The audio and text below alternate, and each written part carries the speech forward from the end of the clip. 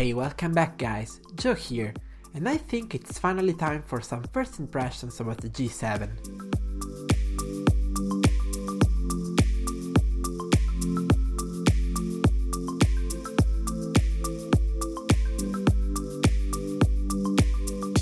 So first of all, the unboxing.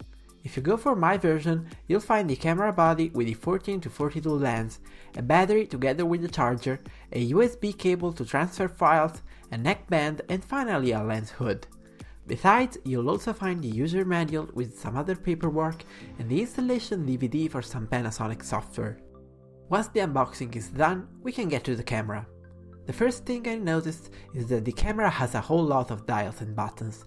They feel good, pretty solid and chunky, and it's an absolute pleasure to use them.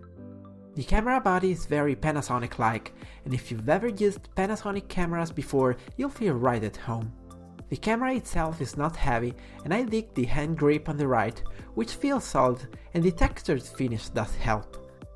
Finishing up a quick tour of the hardware, you'll also find the fully articulating touchscreen, which comes useful for stuff like focusing, a pretty good EVF, a pop-up flash, a 3.5mm mic jack, and 3 ports on the right for HDMI, remote shutter and AV out. The battery and SD card slots are on the bottom, which is something you might want to keep in mind if you use large tripod plates. Turn it on and you can start exploring the not so intuitive Panasonic interface. It offers a lot of cool tricks like time-lapse and 4K photo mode, and we'll get to those in the full review, but I often find it confusing where it shouldn't be. Once you get a hang of it, you can start enjoying fully the awesome stills and videos this camera is capable of. The G7 shoots 12 megapixel stills and 4K videos up to 30p, and I'm loving it so far. The 14-42 lens is a bit slow, with a maximum aperture of f3.5, but the good high ISO handling of the G7 helps.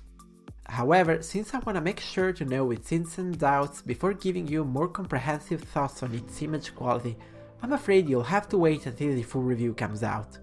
Instead, to wrap up this first impressions video, I'll just wanna leave you with some sample photos and videos I took in this couple of weeks, some of which you've already seen on this channel if you watched my latest videos.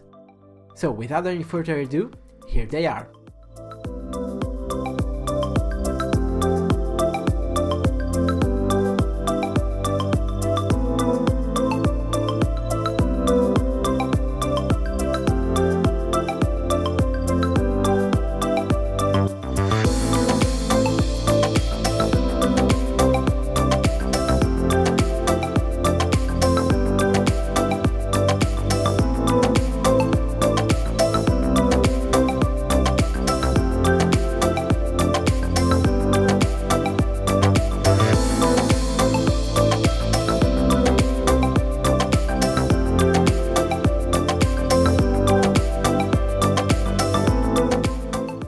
That's it for this first impressions video. The full review is incoming, so hold on, but it's taking longer than I expected.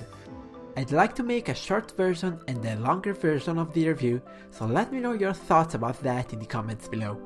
As always, this was Joe, thank you so much for watching, and I'll catch you guys in the next one.